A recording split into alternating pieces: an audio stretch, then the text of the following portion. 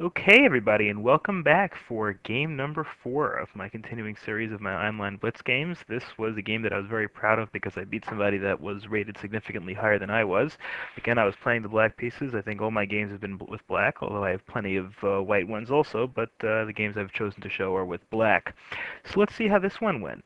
This was a game in which my opponent made, I think, a pretty bad mistake in the middle of the game that allowed me to capitalize, but you'll see how it went over here.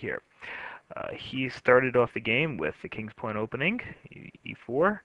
I played the Sicilian, as I very often do, c5. I think that's a strong opening. It challenges for the center. It attacks this point immediately. You can do the king pawn. I sometimes do the king pawn, double king pawn opening also, but I think the Sicilian gives a little bit more balance and tries to mitigate the white advantage a little bit by not doing things in the mirror. He played his bishop out. I see that sometimes. Again, I think the more popular Sicilian move is knight c3, but knight f3. Bishop c4 is also an alternative in Sicilian. What I very often do there when I see bishop c4 is I play d6. Now, the reason why I play d6 is that I want to prepare my knight to f3. Now, if I play my knight immediately to f3, he can just play e5, and that chases my knight out. It has to go here, or it has to go here. None of them, I think, are really ideal spots for it. So I don't want it to be kicked out of there. So that's why I play my knight. Although I'm certain that's one of the book openings anyway in the Sicilian. Then he played d4, d3. Again, that's hemming in the bishop a little bit, but that's his move again, freeing up his black bishop. Then I played knight f6, which is the reason why I played d6 in the first place. Then he plays his bishop to a natural development square, d3. I played my knight out. I like to develop both of my knights before my bishops in general, unless there's a compelling reason to do it the other way. So I played knight c6. He played A3 over here. I think the main reason for that, and the people why, and I do that sometimes also when I'm white in a similar position, is because if I were to play knight A5 over here, this bishop would be trapped. I mean, it would have to be traded off. Actually, well, that's not really true. Then he could move over here, bishop B5 check, and then I'd have my bishop to defend it. But the bishop certainly wouldn't be able to stay on this diagonal if not for the fact that this pawn, by moving the pawn up, number one, he prevents my knight from moving to b4 eventually, and number two, he creates an escape square for his bishop on a2. So based on that, I didn't move my knight. Otherwise, I probably would have moved my knight to a4 eventually anyway. I played g6, intending to fianchetto out of my bishop. If in this kind of situation, whenever I play d6, I very often then fianchetto out of my bishop over here because that's really the only way the black bishop is going to get out. And in this case, I don't really have to worry so much about this bishop coming down to g5 because it's already moved once, and so I'm not particularly worried about my knight being over here. In any case, this pawn is staying here, so I definitely want to fianchetto my bishop to enable the short castle. He develops his knight again, perhaps developing it to e2 rather than f3 because he's preparing the pawn advance, preparing a pawn side expansion on the king side. Then I move my fianchetto of my bishop g7. Now he moves his pawn up again. He has a knight that's not developed yet, but maybe he's planning over here b4, or trying a little bit of an expansion. Maybe planning to try to bust open the center over here with d4. A strong move that's typical of many of these openings.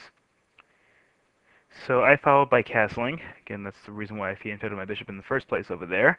I wanted to be able to short castle. There's really no other move. I still have this bishop that hasn't been developed yet, but certainly castling is at this point a logical thing to do. He castles, and then I decided to develop my light squared bishop. Now, generally, I like to be aggressive in developing my bishop over here, but here there's really no great place to put it. I mean, I can put it all the way out here on g4 and pin the knight, but he can chase it away with c3 with tempo, and I think he's probably planning on moving that c pawn eventually anyway. I'm sorry, that f pawn. I apologize. And I don't want to move my bishop over here, well, because then he can just trade it off and double my pawns on the e file. I can't move it here, obviously, so I really have no choice but to develop it to d7, and that way it can come out either way. Again, especially for black, it's a logical place to develop the bishop. He moves his h-pawn to h3, maybe protecting that square to prevent my bishop or knight from coming in. If he didn't do that, I could put my knight over here on g5, and maybe this bishop would, would be in a, although it could always retreat, but he does that. Again, he's probably planning some kind of a kingside pawn advance over here. You see, I'm not really putting too much pressure on his kingside. Now all my pieces are developed. Now I try to centralize my knights. Eventually, I can see this game is going to, really take place on the king side.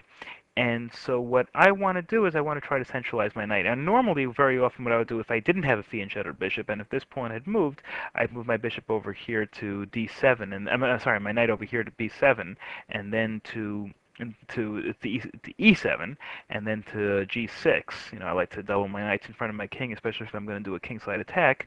But over here, that pawn, I have no real good reason to move that pawn, so I wanted to put my knight over here. It's a nice little outpost. It can be driven away by f5, by d5. But in the meantime, it's threatening to trade off the bishop, which I'm happy to do. That would be with the that would double his pawns also. So it's a move that he really has to take care of it if he doesn't want to trade away his light squared bishop. He doesn't want to trade away his light squared bishop, so he moves it all the way to the a file to a2.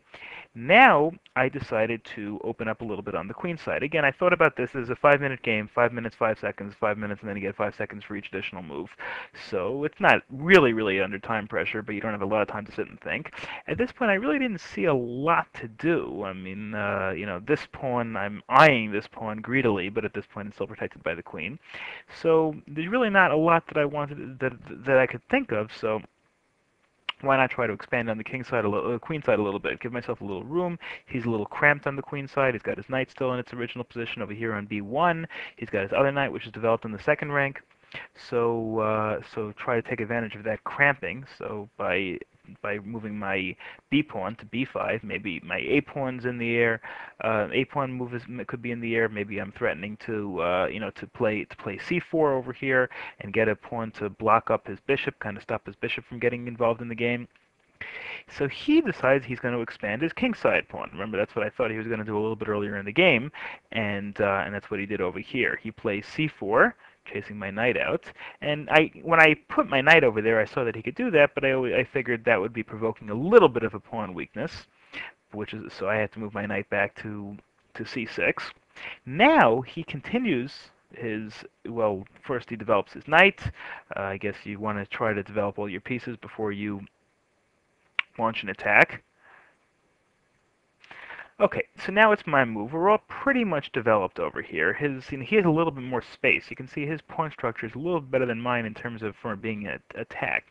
His two knights are only on the second rank, but they're centralized. He has a bishop biting into my king position. He's got another bishop. My bishops are a little bit hemmed in. This bishop is blocked by the knight. This bishop is blocked by this knight. Doesn't really have much operating room in this area. He has a little bit more of an open position, as I guess is probably pretty often for White. White has the advantage going first and can maybe play a little bit more of an open position. Not a huge advantage either way. So I looked around for a move. I figured I'd just do a quiet move, a preparing move, and I moved my rook to e8. Again, rook. I figured it would be a little bit better on that file eventually anyway. I wasn't going to make an f-pawn push, and so normally if you're going to push the f-pawn, you want your rook on the f-file behind that pawn. But I knew I wasn't going to make an f-pawn push, so I wanted to move my rook to the d-file, where again it can line up with his pieces. Maybe eventually, if some of these pawns clear out, it can be a little bit more of a threat. Now he really decided to expand the game. Now he plays his g-pawn.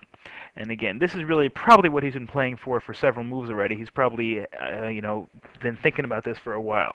It's a quick game, not a lot of, we could just keep jockeying for position and wait till somebody blows open one of the pawn structure on the queen side, but he decides he's going to go for it. So he plays g4.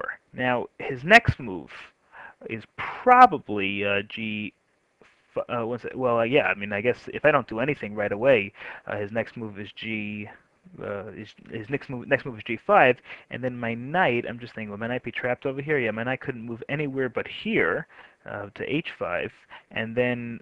Well, I guess it could stay there, but then it would be in a really weak position. It would be all the way in the corner of the board. It couldn't move here because this knight's protecting that spot. It couldn't move here because the bishop's protecting that pawn. So this knight would really be in a weak position. So, and in fact, there's not really a whole lot I can do with the knight. I mean, I can move my bishop back to here